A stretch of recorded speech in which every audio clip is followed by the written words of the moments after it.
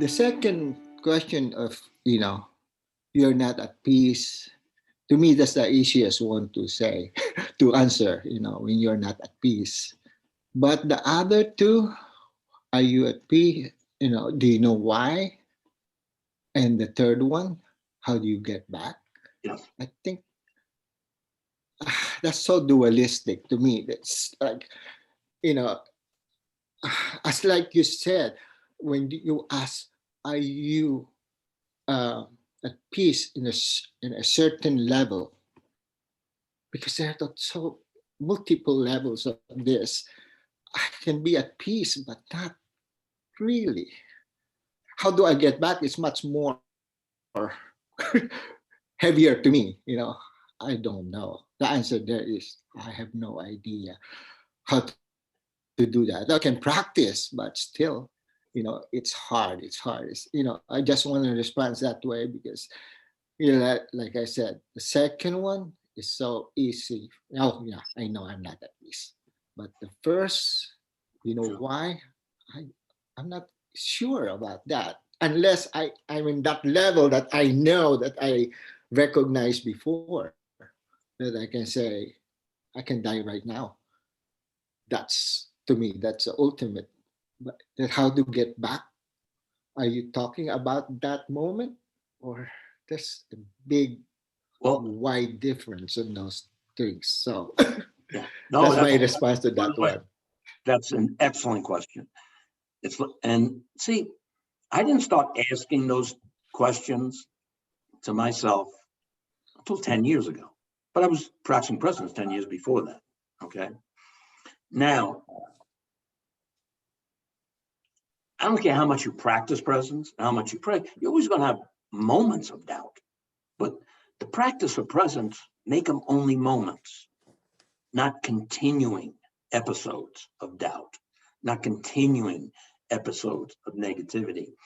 So as we do the practices, and as Stephen said earlier, when you do the morning practice, that's your foundation. You know what you're looking for.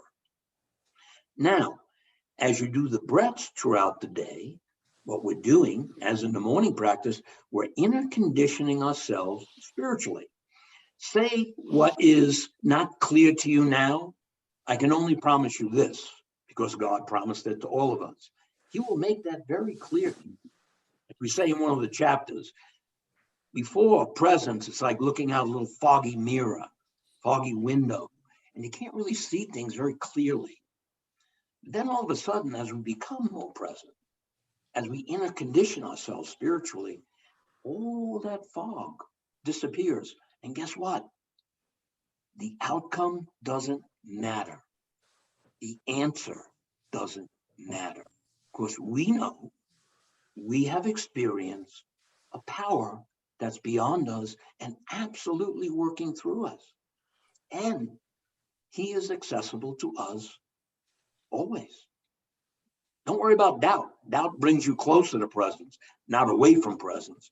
Because as you practice presence, that doubt diminishes and our courage increases from our inner conditioning. I think, Jim Cadiz, you just stated something that as a pastor, I've witnessed. In fact, I would say most people have no idea how to access God and to fall into presence. Even though they've gone to church, even though they've done lots of good things and spiritually engaged, if you were to ask them, do you know how to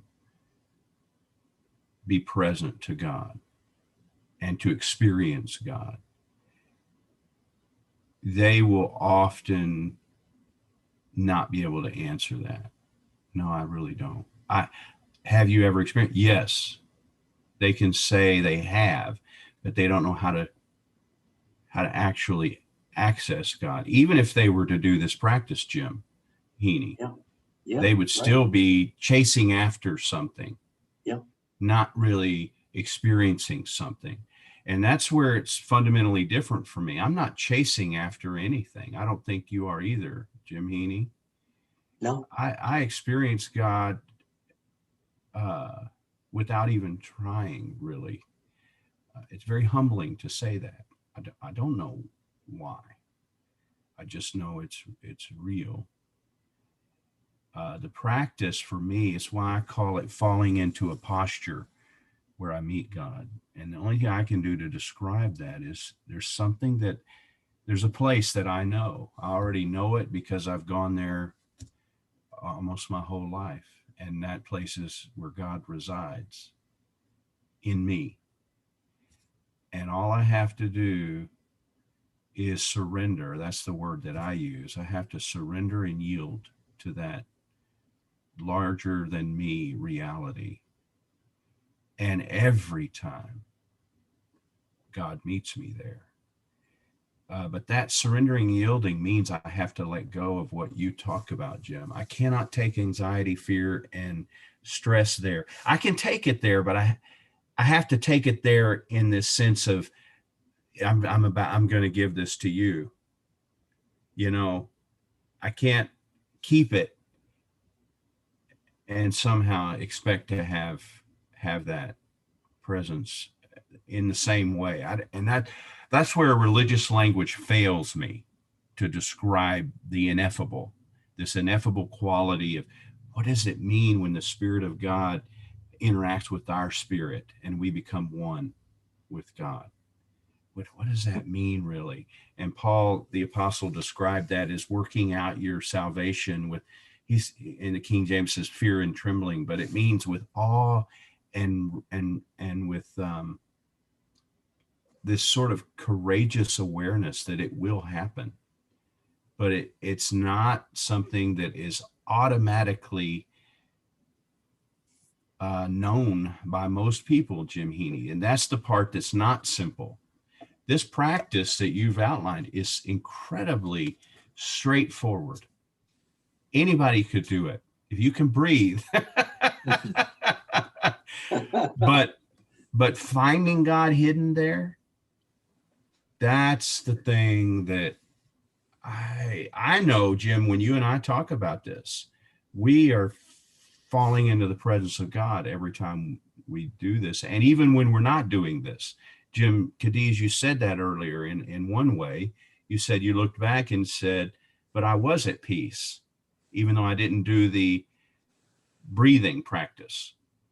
Well, part of that has to be because of you being present. You know, I don't know how you would describe that in your own life, spiritually intersecting God.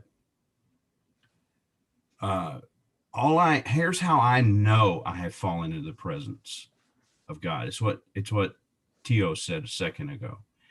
I become more compassionate automatically for myself and for other people. I cannot hold a fucking grudge. You know, God won't let me. Last night it happened to me. I'm over at the church. It's 10:30 at night. I'm supposed to be getting ready for this thing, Jim. I'd sectioned this time. I wanted to like roll into this morning, just glowing for you men. And instead, we had a pipe burst at the church, tens of thousands of dollars of damage. And weirdly, a raccoon that had gotten into the attic and made it his mission to destroy ceiling tiles and crash insulation through it all over the entire.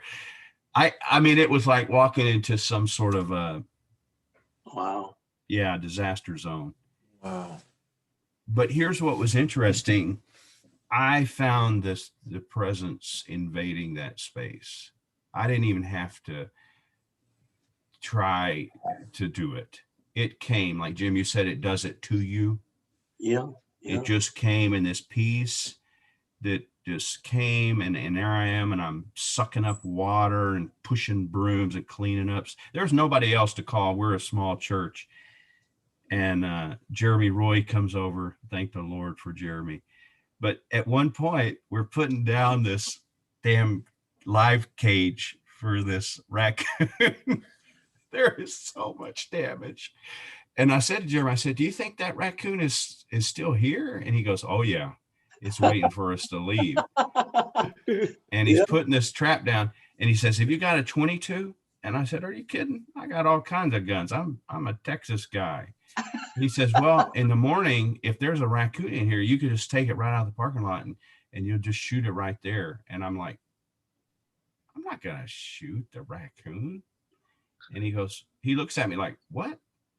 Look at all this damage. And I go, yeah, but it's a raccoon. What was he supposed to do? But I knew I was present because I had no interest in hurting that raccoon. You know what I mean? So I know when God shows up in me because it changes my normal instincts. And I don't know, Jim Cadiz, how much of that we have to explain because so much of it is ineffable. How do you know that that was really God? Were you just feeling good? You know, were you just relaxing? That's why you felt peace? I think you can get in your head and go too far with some of that. How we know we've met God is our heart space enlarges. And I love, Jim, how you say this, some diminishing of a releasing of fear, anxiety, and stress. They have to coincide. Yes. Whenever God shows up. Yeah. Absolutely. Perfect. That was beautiful.